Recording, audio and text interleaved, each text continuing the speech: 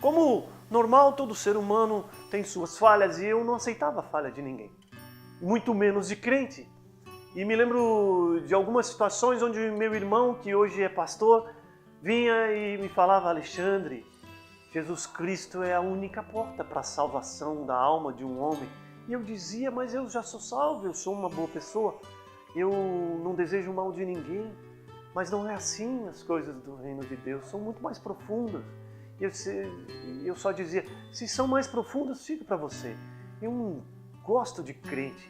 Eu não me submeteria às ordens, às doutrinas que você tem, às disciplinas. Eu não deixaria as coisas que me agradam para servir a esse Deus que vocês pregam. Eu não gosto de crente.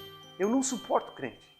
Ao longo de toda a minha vida vivi afastado de Deus porque não havia em mim uma busca por Deus.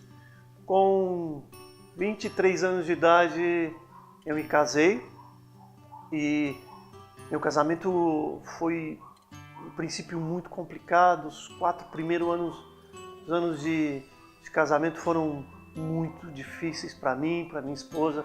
Tínhamos brigas terríveis ao ponto de quase nos separarmos. E depois do 4º ano de casamento, eu e a Simone tivemos o Marcel. E com a chegada do Marcel, as coisas começaram a mudar. O Marcel, com 4 anos de idade, começou a frequentar uma escola de uma igreja evangélica.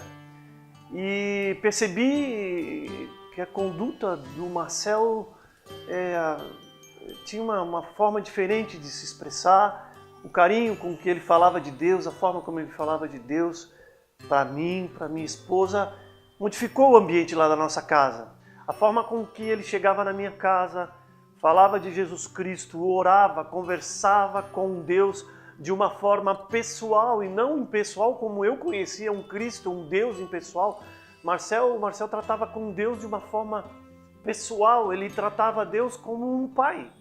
Como eu mesmo conversava com o meu pai. E com essa mudança do Marcel, a minha esposa começou a frequentar uma igreja evangélica. E eu continuava radical, não aceitava. E na minha mente eu jamais iria frequentar uma igreja evangélica, jamais permitiria que alguém chegasse até mim e trouxesse o evangelho de Jesus Cristo. E um certo dia, a convite do Marcel, de tanta insistência do Marcel, eu entrei numa igreja evangélica. E aquele dia foi um dia muito interessante porque eu comecei o culto e finalizei o culto sentado, encostado na última parede da igreja. O louvor e as músicas começaram a amolecer meu coração endurecido. A palavra de Deus viva começou a penetrar em mim. E comecei a vir culto após culto, vendo que havia algo diferente, algo que estava transformando meu coração. Aquele homem que não gostava de relacionar-se com pessoas, de falar sobre Deus, estava amando ouvir as coisas que envolviam o reino de Deus. Comecei a me relacionar com as pessoas, comecei a conviver com os crentes, aqueles os quais eu persegui muitas vezes. E depois de 3 anos de frequência na igreja, eu fui abatido pelo Espírito Santo de Deus. O Espírito Santo de Deus venceu a batalha. Fui ganho por Ele. Comecei a entender o que é nascer de novo. Eu me lembro bem que as minhas orações eram assim: Deus, eu quero aprender das Tuas maravilhas para compartilhar com aqueles que, assim como eu, não entendem, não conseguem discernir o que é nascer de novo, o que é ter o Espírito de Deus vivendo em si. Houve mudança na minha vida. Esse mesmo evangelho que um dia eu perseguia, ridicularizava, hoje eu tenho prazer em pregar e anunciar. Valeu a pena me render a esse evangelho maravilhoso que transforma a minha vida.